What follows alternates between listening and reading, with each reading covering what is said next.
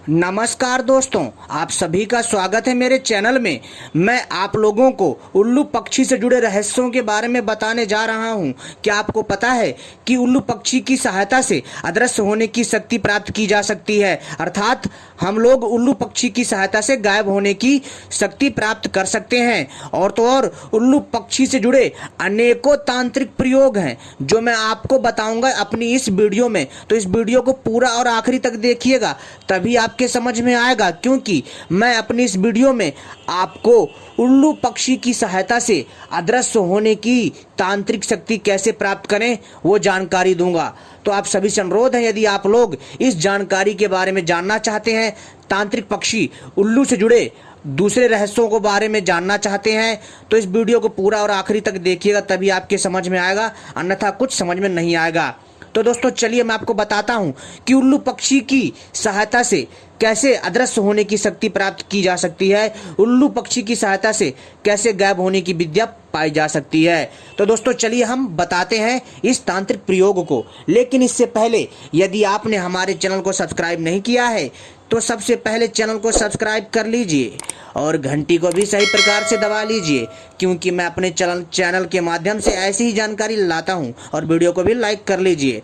तो दोस्तों चलिए मैं आपको बताता हूं। जैसा कि आप सभी को पता है कि सदियों से ही हमारे जो तांत्रिक रहे हैं उनके पास अदृश्य होने की शक्ति रही है, और कई विद्वान रहे हैं जिनके पास गायब होने की शक्ति रही है। लेकिन क्या कभी किसी ने सोचा है इनके पास ये शक्तियां आई कहां से? तो दोस्तों इसका सीधा सा उत्तर है तांत्रिक साधना तथा सात्विक साधना एवं तांत्रिक जड़ी बूटियों से अदृश्य होने की शक्ति प्राप्त की जा सकती है। जी हाँ दोस्तों, संसार में ऐसे पेड़ पौधे, ऐसी जड़ी बूटियां हैं जिनके सेवन से भी गायब हो सकते हैं, तथा संसार में ऐसे अनेकों पक्षी हैं जो दिव्य पक्षी हैं, जो गिने चुने हैं, उनसे भी अदृश्य होने की शक्ति प्राप्त की जा सकती है।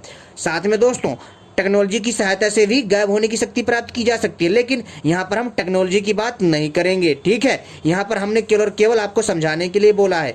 लेकिन दोस्तों यहाँ पर जो तांत्रिक शक्ति है अपने आप में बहुत अद्भुत है। जी हाँ दोस्तों, उल्लू पक्षी एक तांत्रिक पक्षी है और इसे माता लक्ष्मी का वाहन भी कहा जाता है, क्योंकि माता लक्ष्मी का वाहन होता है उल्लू। और दोस्तों जहाँ पर भी उल्लू का वास होता है वहाँ सदैव खजाना जरूर वहाँ मतलब कहने करते हैं कि वहाँ जहाँ पर उल्लू का जो है स्थान होता है, जहाँ रहता है, वहाँ खजाना जरूर गड़ा होता है धरती के अंदर। दोस्तों हम इन सब पर न जाकर के आपको उल्लू पक्षी से गायब होने की शक्ति बताएंगे। दोस्तों सबसे पहले अगर आपको उल्लू से अदृश्य होने की शक्ति प्राप्त करनी है तो आपको उल्लू पक्षी को खोजना पड़ेगा। जी हाँ दोस्तों, ये आपको कहाँ मिलेगा?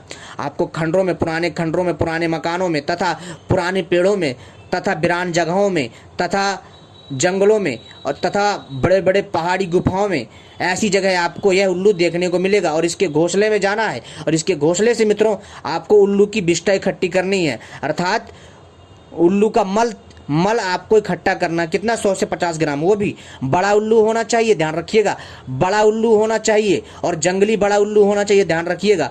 इसकी विष्ठा को आपको इकट्ठा करना है।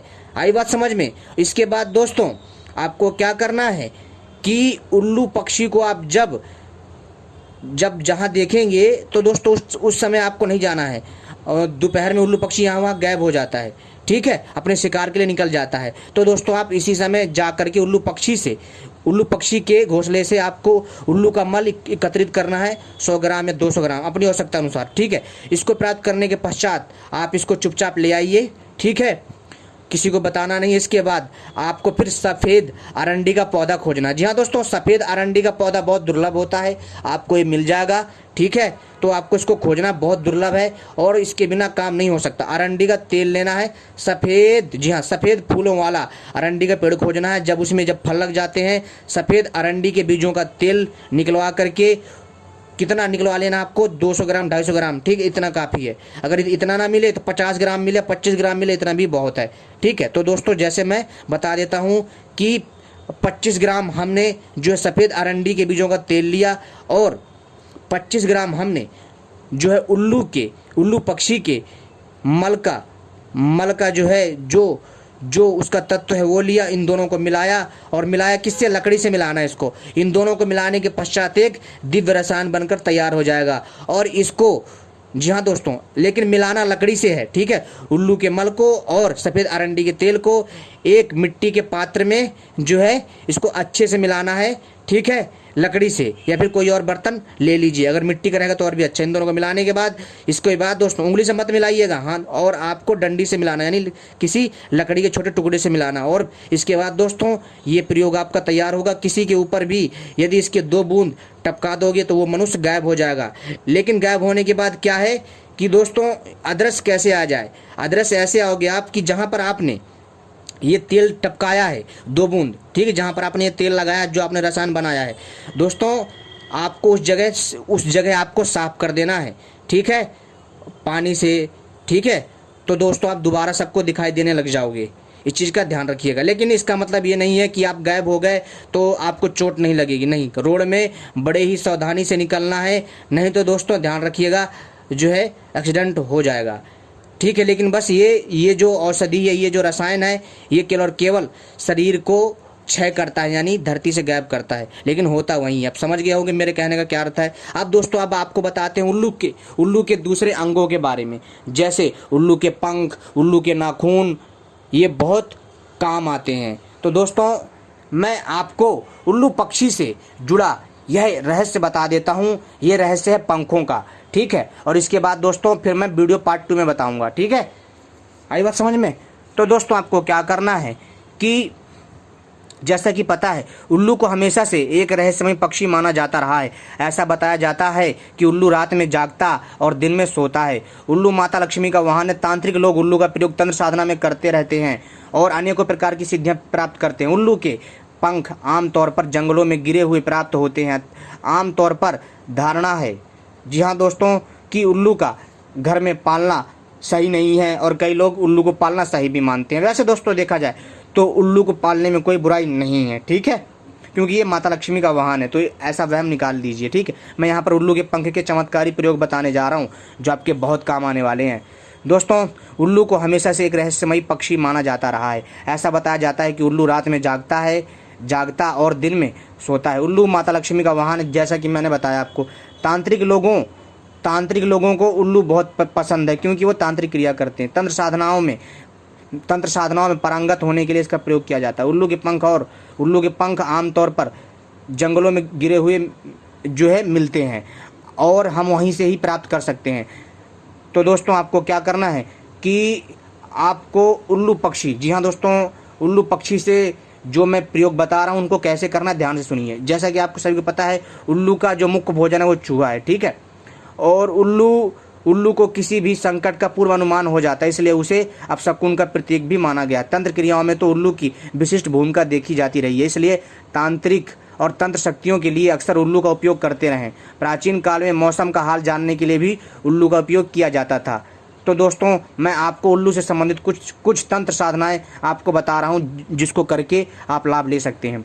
तो दोस्तों प्रेत दोष को नाश करने के लिए आपके घर में अगर प्रेत बाधा है तो क्या करें, उल्लू के दाएं पंख का धूप दीप आदि से पूजन करें। जी हाँ दोस्तों, उल्लू का दायां पंख लेना है, लेकिन कौन से पंख आपको इकट्ठे करने, जंगलों में मिल जाएंगे, लेकिन हाथों से नहीं उखाड़ने उल्लू को पकड़ करके, उसे नुकसान नहीं पहुंचाना है, बल्कि आपको जहां पर उल्लू पक्षी का निवास स्थान है, जहां उसका घोंसला है, वहीं पर आपको उल्लू के पंख मिल जाएंगे, आपको इकट्ठा कर लेना है, ठीक है, अपनी आवश्यकता के अनुसार। और उल्लू के दाएं पंख का धूप दीप आदि से पूजन करें।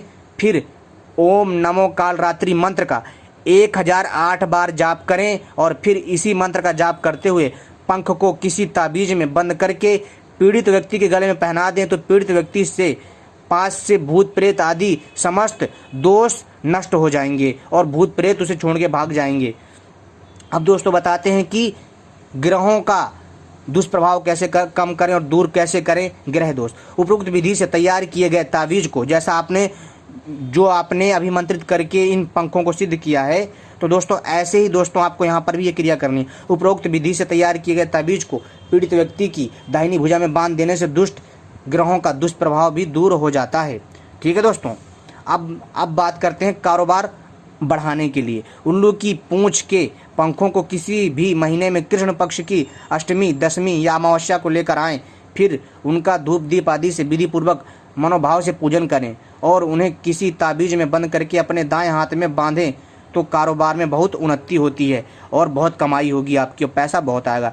और दोस्तों अब करते हैं पत्नी को वश में करने का उपाय, आपको बता रहे हैं। अगर किसी की पत्नी आप उसके वश में ना रहती हो, ये दोस्तों ये वश में तभी किया जाता है जब कोई ढंग से ना चलता हो और यहाँ वहाँ कहीं गलत कार्य करता हो, उसके लिए, ठीक है। अगर किसी की पत्नी उसके वश में ना रहती हो तो वह पुरुष किसी भी महीने की सप्तमी, नवमी या पूर्णिमा को प्रातः काल ही उल्लू के सिर के पंखों को लेकर आए, फिर उनका धूप दीप आदि से विधि पूर्वक मनोभाव से पूजन करके उनको सोने के ताबीज में बंद करके अपने दाहिने हाथ पर बांध ले। इससे धीरे धीरे पत्नी से प्रेम भाव बढ़ने लगता है और झगड़े समाप्त हो जाते हैं। अब दोस्तों अब बताते हैं आपको बुद्धि बढ़ाने का प्रयोग उल्लू के पंख से, ठीक है। मैं सारे प्रयोग उल्लू के पंख के बता रहा हूँ कि उल्लू के पंख को कौन से भाग से प्राप्त होने वाले लाभों के बारे में, यानी कि अगर दायां पंख है तो उससे क्या लाभ है, बायां पंख है तो क्या लाभ है, और उसके पूंछ के बाल है तो क्या क्या जो है काम है। ये सारी चीज़ें मैंने आपको बताई है। अब मैं आपको बता रहा हूँ बुद्धि को बढ़ाने का जो है दिव्य प्रयोग तांत्रिक वाला। कार्तिक मास की पूर्णिमा के दिन सूर्य उदय से पहले ही उल्लू के पेट के पंखों को ले आएं, फिर उनका धूप दीप आदि से पूजन करके उनको सोने के ताबीज में बंद करके हाथ में बांध दें। पुरुष हो तो उसके दाहिने हाथ में बांधे और नारी हो तो उसके बाएं हाथ में। ऐसा करने से धीरे धीरे बुद्धि विकसित होने लगती है, ठीक है दोस्तों। अब बताते हैं मिर्गी रोग को दूर करने के लिए तंत्र क्रिया।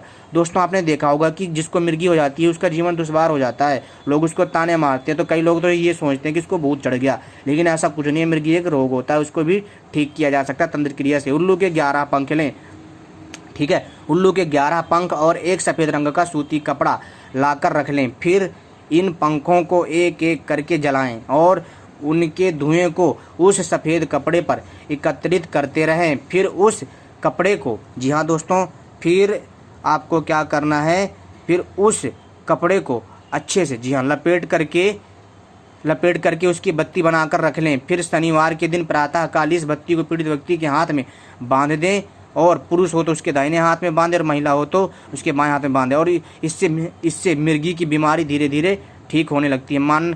दोस्तों मान्यता तो ये भी है कि कोई उल्लू किसी के घर पर बैठना प्रारंभ कर दे तो वहाँ शीघ्र ही उजड़ जाता है, यानी वहाँ पर जो बिरानापन हो जाता है। यदि किसी घर की छत पर बैठकर बोलता है तो उस घर के स्वामी या परिवार के सदस्य की निश्चित ही मौत होने वाली है। यदि किसी के दरवाजे पर उल्लू 3 दिन तक लगातार रोता है तो उसके घर में डकैती पड़ती है। यानी दोस्तों उल्लू अशुभ नहीं होता, ये आपको संकेत देता है। उल्लू के पास अदृश्य शक्तियाँ होती हैं जिसके बल पर आपको वो आगाह करता है, इसके पास नेचुरल पावर होती है, ठीक है दोस्तों, समझ गए आप। तो उम्मीद करता हूँ जानकारी पसंद आई होगी। धन्यवाद।